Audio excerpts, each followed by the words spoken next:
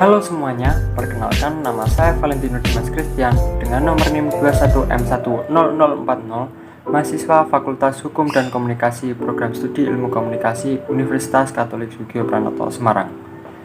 Pada kesempatan kali ini, saya akan menyampaikan sebuah kampanye tentang perundungan dan saya akan mengambil sebuah judul yaitu Hentikan Perundungan.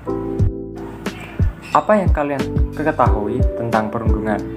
Perundungan adalah tindakan yang dilakukan secara sengaja untuk menyakiti secara fisik, verbal, dan psikologis oleh seseorang terhadap seseorang yang merasa tidak berdaya. Perundungan ini sering terjadi dalam lingkungan sekolah, baik siswa maupun siswi. Perundungan ini terjadi karena adanya seorang oknum yang lebih mendominasi daripada korban. Perundungan itu sendiri mempunyai 4 macam bentuk, diantaranya ada perundungan verbal, sosial, fisik, dan juga daring. Untuk perundungan yang pertama yaitu perundungan verbal. Perundungan ini meliputi perilaku kekerasan melalui intimidasi atau ancaman kekerasan, ejekan atau komentar rasis. Contoh, mengejek, menghina, mencela, dan mengancam. Misalnya, saat kita sedang berada di sekolah dan melihat 2 orang teman yang memiliki perbedaan warna kulit. Misal, si A memiliki warna kulit putih dan si B memiliki warna kulit hitam. Nah, dalam sebuah obrolan singkat, si A lebih mendominasi dan melontarkan sebuah ejekan tentang warna kulit si B, dan dampak yang terjadi bagi korban adalah merasa ketakutan. Yang kedua adalah perundungan sosial. Berkenaan dengan perundungan relasional bertujuan untuk merusak reputasi seseorang. Contoh gosip, mempermalukan, mengucilkan, dan memanipulasi. Misal dalam sebuah ruang kelas terdapat siswa A dan siswa B. Siswa B ini mempengaruhi teman kelas untuk tidak bergaul dengan si A karena si A memiliki penyakit tertentu. Nah, dampak yang terjadi bagi korban adalah merasa tidak memiliki teman karena selalu dikucilkan di dalam kelas. Yang ketiga adalah perundungan fisik. Tindakan ini sudah sering terjadi dan tindakan ini dilakukan karena ingin merusak kondisi fisik seseorang. Contoh, dengan memukul, menendang, meludahi, bahkan mencekik. Hal ini bisa terjadi jika ada seseorang yang memiliki badan kurus dan memiliki teman yang badannya lebih besar. Setiap hari teman kecil ini selalu dipaksa untuk memberikan uang sakunya. Nah, jika tidak memberikan maka akan dipukul dan ditendang.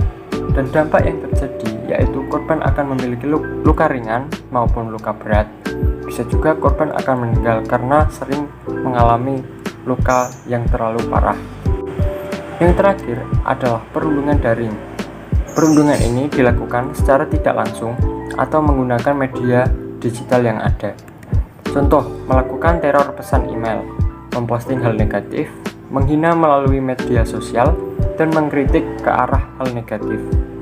Kita ambil contoh, pada masa pandemi sekarang ini, banyak orang yang lebih sering mengakses media sosial, dan dalam media sosial tersebut, jika kita tidak suka dengan orang, maka ada hal yang biasanya dilakukan, misal memposting tentang hal negatif yang dimiliki korban. Nah, dari keempat bentuk perundungan tersebut, ada dampak dari perundungan itu sendiri. Kita ambil dari 2 sudut pandang korban dan pelaku. Dampak dari korban itu sendiri munculnya rasa takut, stres, merasa harga diri rendah, depresi, insomnia, disfungsi sosial, dan lebih parahnya lagi dapat menyebabkan korban tersebut melakukan hal yang sama atau balas dendam dan bahkan melakukan bunuh diri. Dan dampak dari sudut pandang pelaku perundungan berpotensi mengalami gangguan perkembangan sosial emosional seperti sikap arogan, pemarah, dan suka melanggar aturan. Adapun upaya yang dapat dilakukan untuk mencegah terjadinya perundungan. Yang pertama adalah membangun rasa percaya diri. Ini adalah tahap awal untuk mencegah. Kedua, memupuk keberanian dan ketegasan. Ketiga, mengembangkan kemampuan bersosialisasi. Keempat, mengajarkan etika peduli dan menghargai terhadap sesama. Dan yang terakhir, memberikan teguran mendidik jika ada yang salah. Ini merupakan tahap akhir dari pencegahan perundungan. Nah, dapat kita simpulkan bahwa perundungan sudah seharusnya kita hentikan. supaya kehidupan kita lebih tenang tanpa adanya intimidasi dari seseorang. Mari kita bangun pertemanan yang sehat dan baik. Hentikan aksi perundungan dan perbanyaklah berteman. Terima kasih, sampai bertemu di lain kesempatan. Bye-bye.